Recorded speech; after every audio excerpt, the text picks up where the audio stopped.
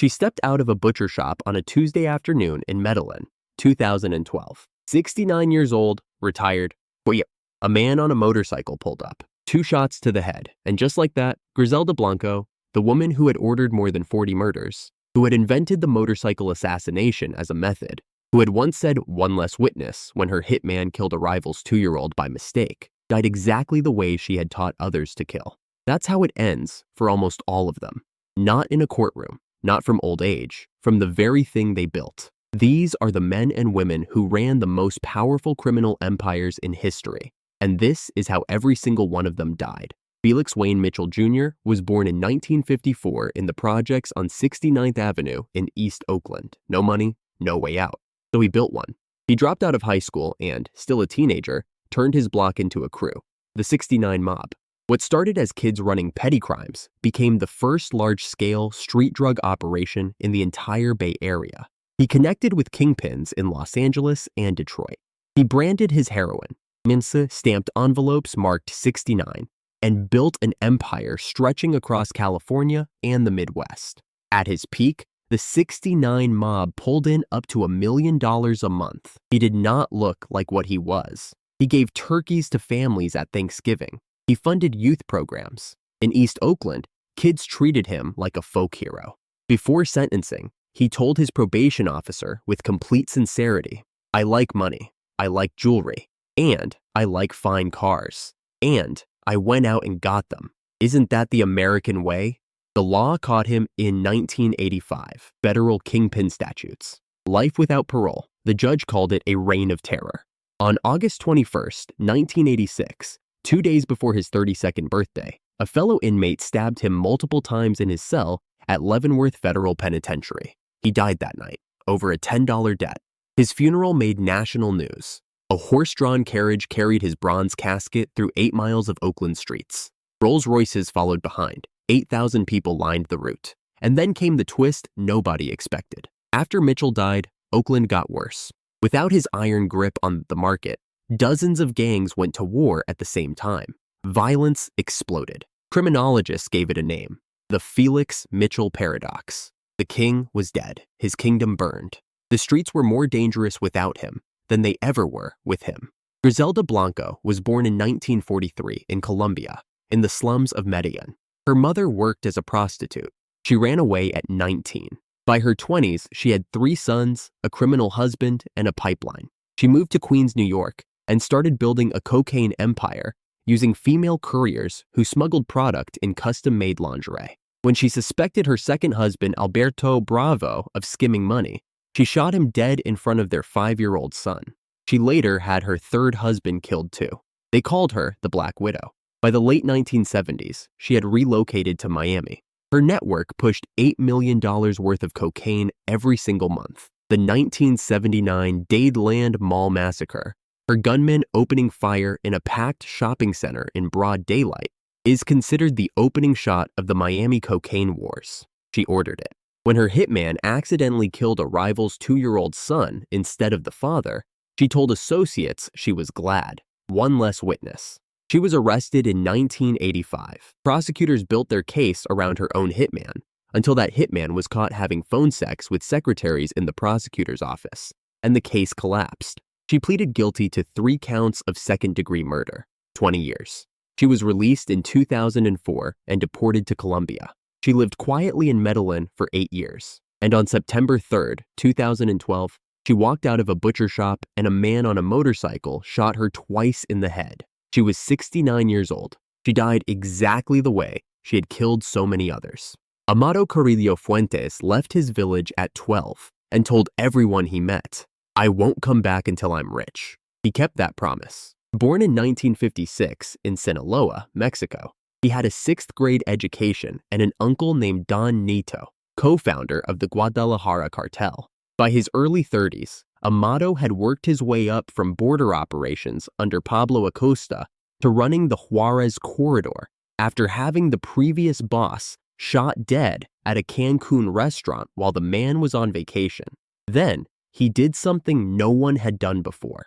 He bought more than 30 Boeing 727s, stripped out the seats, and used them to fly up to 15 tons of cocaine per trip from Colombia into Mexico. They called him El Señor de los Cielos, the Lord of the Skies. He forged alliances with the Cali cartel. He bribed generals and cabinet ministers. Mexico's own top anti-drug official was on his payroll. At his peak, his net worth was estimated at $25 billion. Almost no photographs of him existed. By 1997, the walls were closing in. United States indictments. His military protector arrested. Drug Enforcement Administration agents nearly caught him at his sister's wedding, so he decided to become someone else. On July 4, 1997, he checked into a Mexico City clinic under a fake name. 8 hours of surgery. Face completely reshaped. 3.5 gallons of fat surgically removed from his body. He was wheeled into recovery. By the following morning, he was dead. 42 years old. Official cause: complications from anesthesia. 4 months later, the 3 surgeons who operated on him were found in steel drums along a highway outside Mexico City. Tortured, strangled, encased in concrete. His cousin told reporters Amado was alive and well. The Drug Enforcement Administration compared the sightings to Elvis. No one ever officially confirmed what happened to him. The Lord of the Skies vanished from this world or from public life and never came back. Khun Sa was born in 1934 in a remote village in Burma's Shan state, half Chinese and half Shan. His father died when he was 3. His mother died 2 years later. He was raised by his grandfather. He never learned to read or write. By 16, he had his first armed gang. By his 20s, he was training with Chinese nationalist soldiers who had fled into Burma after Mao's takeover, learning the opium trade from the inside. In 1963, the Burmese government offered him a deal. Fight the local communist rebels, and you can use our roads to move drugs. He accepted. He built the Mong Thai army, 20,000 soldiers, heroin refineries deep in the jungle, a distribution network that supplied an estimated half the heroin entering the United States throughout the 1970s and 1980s. The Drug Enforcement Administration tested his product at 90% purity, some of the most potent heroin ever recorded. The United States placed a $2 million bounty on his head.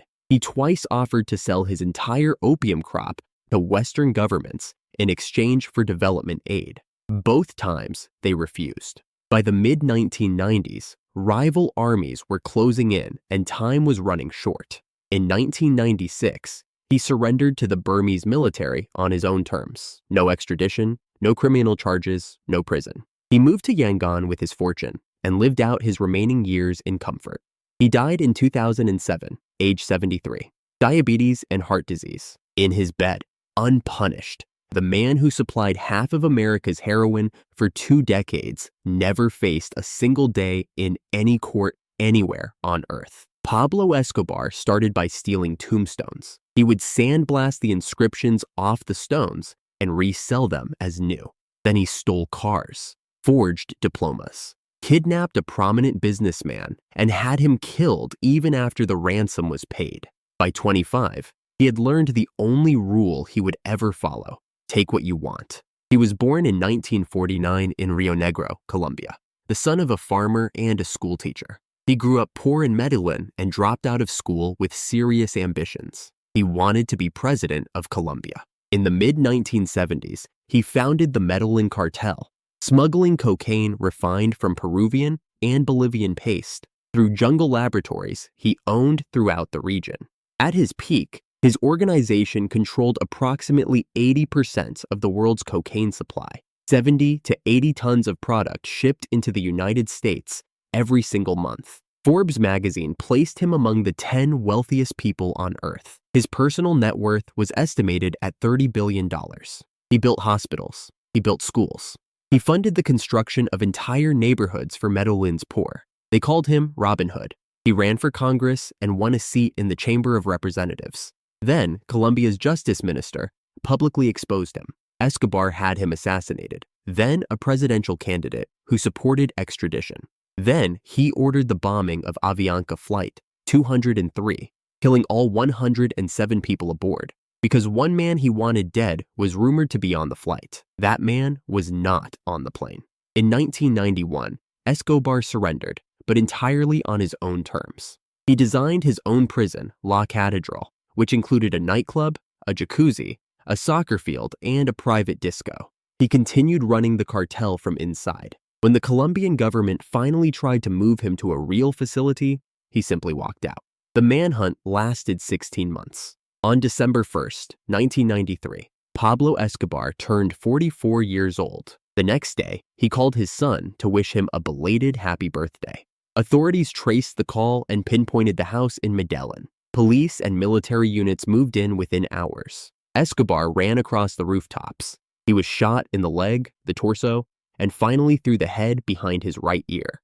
25,000 people came to his funeral in Medellin. Some wept. Some prayed over his grave as if he were a saint. The Medellin cartel collapsed within months of his death. The cocaine trade did not stop. El Mencho grew up picking avocados in the mountains of Michoacan. He dropped out of school at 10 years old. By 14, he was guarding marijuana fields for men who would never bother to learn his name. Nemesio Oseguera. Cervantes was born in 1966 in Aguililla, one of 5 brothers raised in dirt floor poverty. In his late teens, he crossed illegally into California. He was arrested in San Francisco at 19, stolen property, a loaded gun, then again for selling narcotics, then again on federal heroin charges, this time alongside his brother, Abraham. He recognized the undercover officers before Abraham did. Too late to run. To keep his brother from a life sentence, he pleaded guilty and took 5 years. After 3, he was deported back to Mexico. He was 30 years old and done playing small. He joined the local police in Jalisco. Then he quit and joined the Millennium Cartel. He married the sister of a cartel clan leader and started climbing.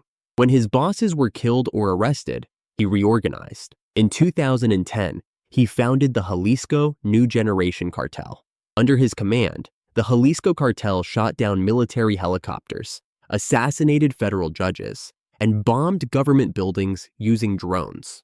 The United States placed a $15 million bounty on his head. Few photographs of him existed. He moved constantly, protected by 400 armed guards and fields of landmines. On February 22, 2026, Mexican Special Forces received intelligence on his location, a compound in Talpa, Jalisco. He had hosted a party the night before. His guards were not at full alert. El Mencho fled into the woods when the soldiers came, wounded. They found him in the undergrowth. He was airlifted out by helicopter. He died before it landed. Within hours, burning cars blocked highways in 20 Mexican states. Guadalajara went silent. The boy who picked avocados at 14 had become the most wanted man in the Western Hemisphere. And even in death, he brought an entire country to its knees. The pattern is always the same. They came from nothing: poverty, illiteracy, violence, streets with no exit. They built something the legitimate world could not dismantle, and they were undone by the smallest things. A traced phone call, a party the night before, a surgical table, a $10 debt, a motorcycle. Not one of them planned to die young. Not one believed the rules that applied to everyone else applied to them. Except Khun Sa. He surrendered. He made a deal. He died in a bed at 73, wealthy, comfortable, untouched by justice. And somehow, knowing that, the others feel even more tragic, not because they died, but because they had no idea there was another way out. These empires are gone. The trade is not. The names change. The structure does not. And the next generation is already out there, 20 years old, guarding fields for men who will not bother to learn their names. If any of these stories hit differently than the rest, tell us in the comments. We read every one. And subscribe, because the next one is darker than this.